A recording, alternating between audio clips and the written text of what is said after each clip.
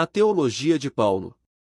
Aula 8. Estruturas fundamentais. O primogênito de cada criatura. Introdução. Em aulas anteriores mencionamos de forma rápida a designação que Paulo dá a Cristo de o primogênito de cada criatura.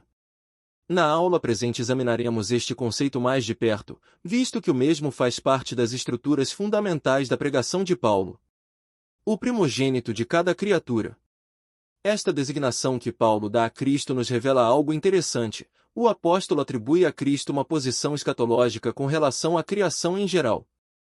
Ou seja, o significado escatológico, histórico, redentor da pessoa e da obra de Cristo pode ser também percebida na posição que Paulo atribui a Cristo com relação à criação.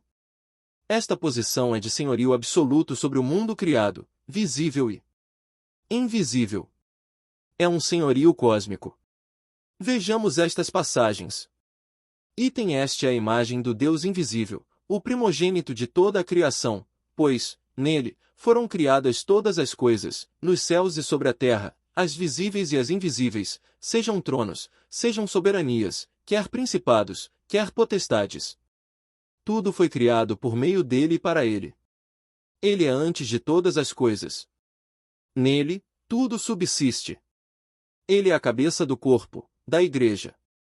Ele é o princípio, o primogênito de entre os mortos, para em todas as coisas ter a primazia, porque aprouve a Deus que, nele, residisse toda a plenitude e que, havendo feito a paz pelo sangue da sua cruz, por meio dele, reconciliasse consigo mesmo todas as coisas, quer sobre a terra, quer nos céus. Colossenses 1:15-20.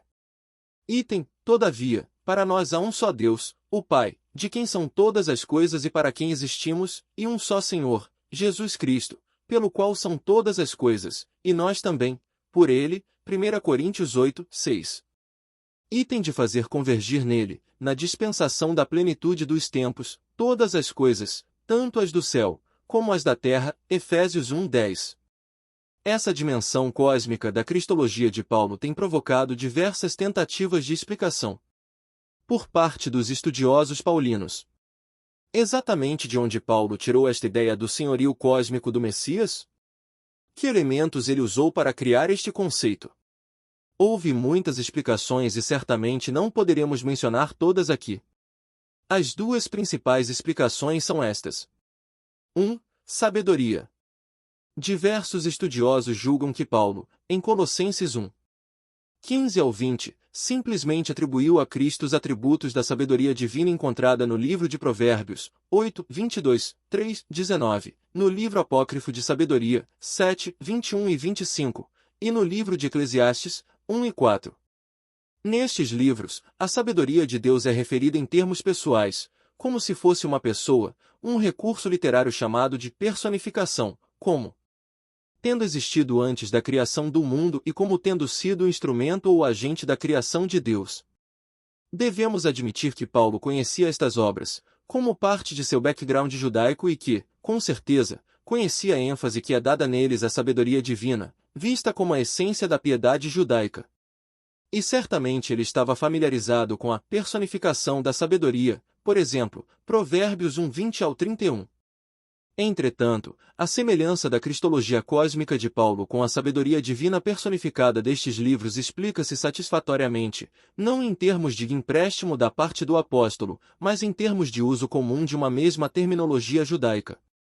A diferença, por outro lado, é radical. A sabedoria personificada nesses livros é uma criação de Deus enquanto que Paulo fala de Cristo em Colossenses 1:15-20 como pessoa divina, pré-existente. Portanto, Colossenses 1:15-20 não deve ser entendido como sendo uma interpretação cristológica da sabedoria divina feita por Paulo. 2. Filo e escritos herméticos. Nas obras de Filo encontram-se especulações a respeito do Logos, o qual incorpora a totalidade das ideias divinas e onde ocorrem termos como protogonos, primogênito, princípio e nome de Deus, o homem segundo a imagem, etc. Nos escritos herméticos, veja quadro abaixo, fala-se que o cosmos é a imagem de Deus, o homem divino primitivo é também referido como sendo a imagem de Deus. Alguns estudiosos, vendo a semelhança com a cristologia cósmica de Paulo, acreditam que ele foi influenciado por esses conceitos e transferiu-os para Cristo, em passagens como Colossenses 1, 15 ao 20. Entretanto, a semelhança é bastante superficial e resume-se ao emprego de termos semelhantes que tinham uma circulação vasta no judaísmo daquela época. Além do mais, não se pode dizer que Paulo copiou os escritos herméticos, pois os mesmos datam posteriormente ao apóstolo. O mais provável é que eles copiaram Paulo. 3. Sino pré-gnóstico. Ainda outros estudiosos, como Ernest Caseman, discípulo de Bultmann, acham que a cristologia cósmica de Paulo em Colossenses é derivada de um hino pré-gnóstico que Paulo tomou e adaptou. Entretanto, é quase inadmissível pensar que Paulo teria feito isso, quando ele mesmo adverte a igreja nessa carta contra as especulações gnósticas, 2:8. Escritos herméticos ou corpus hermeticus. Coleção de tratados metafísicos e diálogos datando de meados do século I ao século IV a.C., que se apresentam como revelações de Thoth, o deus egípcio da sabedoria. Boa parte da coleção, escrita em grego e latim, diz respeito à alquimia, astrologia e mágica, e representa crenças e ideias dominantes nos inícios do Império Romano. Os 17 tratados do Corpus Hermeticus tratam de questões teológicas e filosóficas. Seu tema central é a regeneração e deificação da humanidade através do conhecimento de um Deus transcendente. Apesar de que a coleção foi produzida e encontrada num ambiente egípcio, sua orientação filosófica é grega, platônica. A explicação mais natural e óbvia para este conceito paulino é que o apóstolo utilizasse em Colossenses do ensino das Escrituras do Antigo Testamento sobre a criação do homem e do mundo. O título que ele dá a Cristo, primogênito de toda a criação, é obviamente uma alusão a Adão. Esse título não é apenas uma graduação, ordem ou posição, como a ocupada por Adão em relação a toda a criação, mas implica na autoridade de Cristo sobre toda a criação e sobre sua igreja, como o último Adão. Mais uma vez temos por detrás da passagem o conceito paulino de Cristo como último Adão ou segundo homem, conceitos escatológicos, histórico-redentores. Um aspecto interessante é que em 1 Coríntios 15 e Romanos 5, Paulo descreve Cristo como o último Adão e o segundo homem, pois veio depois do primeiro Adão e do primeiro homem na ordem da história da redenção. Mas em Colossenses 1, 15 ao 20, Cristo é o primogênito, a imagem de Deus, que existia antes de Adão na ordem da história da salvação. Em outras palavras, Paulo coloca Cristo no início e no fim da história da redenção. Entre essas duas posições existe uma relação bem elaborada e estruturada. As estruturas fundamentais e as implicações escatológicas da pregação de Paulo são evidentes. A nova criação que irrompeu no mundo presente em Cristo toma o lugar da antiga criação representada por Adão. É, entretanto, muito mais gloriosa que ela, devido à sua origem, seu cabeça e seu destino final. Cristo, o Querios exaltado que virá. Uma última faceta do caráter escatológico, histórico-redentivo da pregação de Paulo, ainda deve ser analisada, que é a ascensão de Cristo, seu assentar-se à mão direita de Deus nos lugares celestiais e sua futura parousia, segunda vinda de Cristo. Alguns estudiosos, conforme já vimos, interpretam a doutrina da exaltação de Cristo na pregação de Paulo como tendo sido uma evolução no pensamento do apóstolo. Frustrado com a demora da parousia, Paulo transformou a expectativa da parousia do Filho do Homem escatológico da cristologia da Igreja primitiva, numa experiência mística e cultica com Cristo através do Espírito, sob a influência do misticismo helenista. Assim, em sua cristologia, o centro gravitacional teria mudado da expectativa da vinda do Filho do Homem para a comunhão com o Querios pneumático. Essa tese foi defendida por aqueles estudiosos que achavam que a matriz formadora do pensamento de Paulo era o helenismo e as religiões de mistério. Resta pouca dúvida que comunhão com Cristo exaltado tem um lugar de importância na pregação de Paulo, bem como o ensino sobre o Espírito Santo. Na verdade, Paulo constantemente enfatiza que é no Espírito que essa comunhão com o Querios exaltado acontece e que no Espírito o Querios exaltado abençoa e ministra a sua igreja, 2 Coríntios 3. 17, 1 Coríntios 12.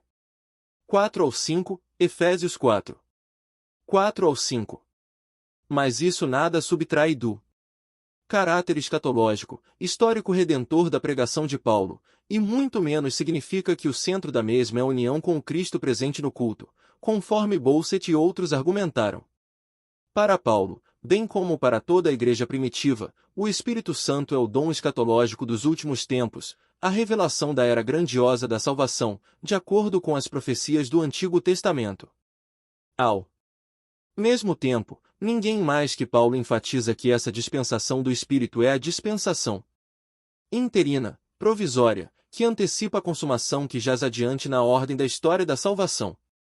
Assim, o Espírito nos traz as primícias, Romanos 8, 23, o penhor daquilo que Deus haverá ainda de nos dar, 2 Coríntios 5, 5, Efésios 1, 14, no qual os crentes são selados para a redenção final, 2 Coríntios 1, 22, Efésios 1, 13, 4, 30. É o Espírito que mantém viva neles a esperança e o anseio pela plena revelação dos filhos de Deus, Romanos 8, 16, 23, 26. Portanto, não há a menor base para pensarmos que o centro de gravidade da pregação de Paulo inclinou-se para a comunhão com o Senhor pneumático exaltado, havendo perdido toda esperança escatológica. O conceito do Espírito, em Paulo, é eminentemente escatológico. É dessa perspectiva que a relação profunda que Paulo estabelece entre Cristo e o Espírito deve ser abordada, em particular, a interpretação de 2 Coríntios 3. 12 e essa passagem é a principal usada para provar que para Paulo, Jesus, como o Querios exaltado, era idêntico com o Espírito, um conceito derivado do helenismo. Entretanto, aqui Paulo não está dando uma definição da natureza do Cristo exaltado como se o mesmo fosse idêntico com o Espírito ou mesmo dissolvido nele. Ao contrário, nessa passagem ele resume seu argumento no capítulo, que gira em torno do contraste histórico-redentivo entre o ministério da letra e da morte, da antiga aliança, e o ministério da vida e do Espírito, da nova aliança. Nessa linha de pensamento, ele chama Cristo de o Espírito, pois no Senhor, a obra liberadora do Espírito é levada a pleno efeito, a nova aliança se cumpre e a nova criação acontece. A expectativa do regresso futuro do Senhor exaltado, por fim, é central na pregação de Paulo, seus diversos aspectos merecem um estudo à parte. É a consumação indispensável da totalidade de sua pregação e tem uma relação inseparável com o centro de seu querigma. A revelação do mistério, o resumo e o padrão da pregação de Paulo não se completará até que Cristo se manifeste em glória. Aí, o último mistério será revelado, 1 Coríntios 15, 51, Romanos 11, 25. Conclusão. Chegamos ao final da série de aulas sobre as estruturas fundamentais da pregação de Paulo. Espero que tenha ficado claro que o ponto de partida da pregação do apóstolo é sua convicção que a vinda de Jesus Cristo marca o cumprimento das antigas promessas dos profetas de Israel, a inauguração e erupção do mundo vindouro agora no presente. Certamente há outras maneiras de se ler Paulo e procurar sintetizar seu pensamento.